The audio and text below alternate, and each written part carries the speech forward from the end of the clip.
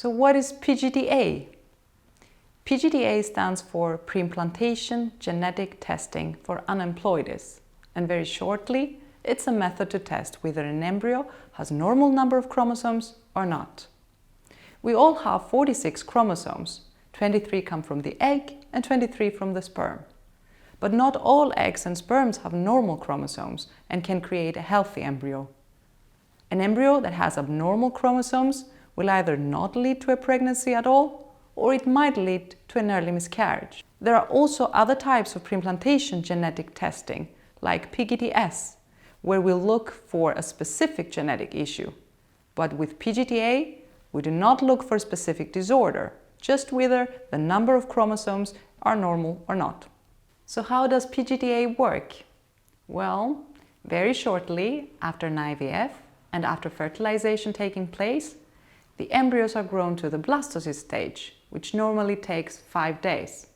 At that stage, the embryo has around 200 cells. A biopsy is then done to extract just a few cells from what will later form the placenta in each embryo. And these cells are sent to a genetic lab where lately a new technology, so-called NGS, next generation sequencing, is used to analyze them. The tested embryos are then frozen and stored until it's time to transfer them.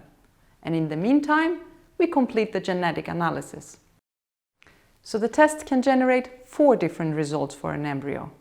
It can come back as normal, also called euploid embryo, or it can come back as abnormal, called aneuploid embryo. The third result is what we call mosaic. It then has a mix of both euploid and aneuploid cells. Most clinics treat these embryos as abnormal and choose to transfer them only when there are no euploid embryos to use. And the fourth and final outcome is a no result, that is, an inconclusive result. This is when the test fails, so the embryo will have to be considered untested. It happens in less than 5% of the time. So is PGT-A for you? When IVF cycles with and without PGT-A have been compared among a random group of patients, PGT-A has not been shown to improve chances for a live birth. What these tell us is that PGT-A shouldn't necessarily be added to all treatment plans, especially not considering it comes with a high additional cost and some risks that I will come back to. Having said this, looking at random patient groups has its limitations. To make the best decision for you, you should look at your unique diagnosis and history, and what research says works for the patient group that you belong to. Also remember, there may be different perspectives to consider. Chances to have a healthy baby is one thing, and of course the ultimate goal. But there's also time to pregnancy to consider.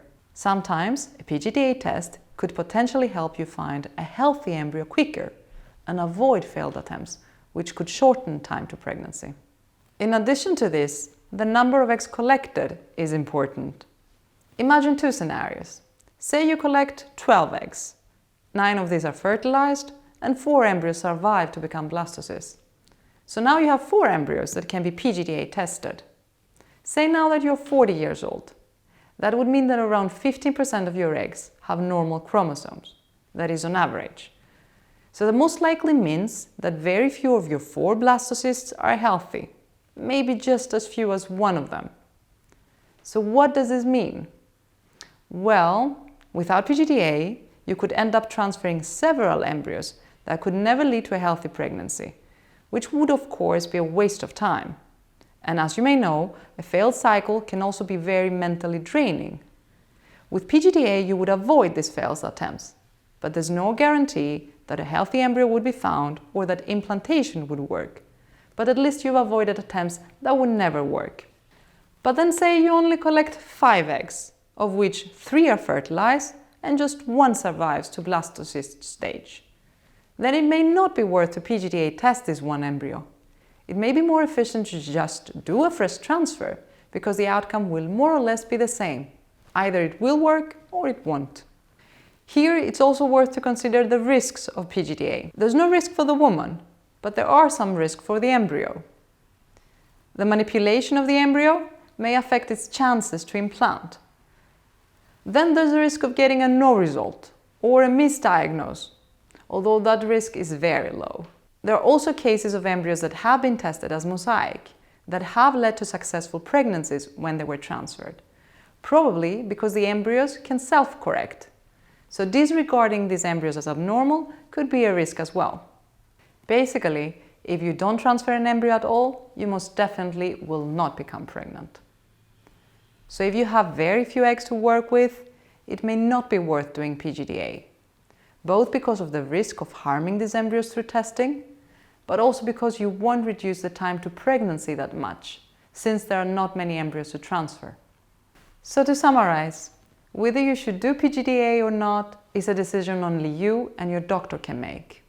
But the following factors should be taken into account: the woman's age, treatment history, and the number of eggs retrieved.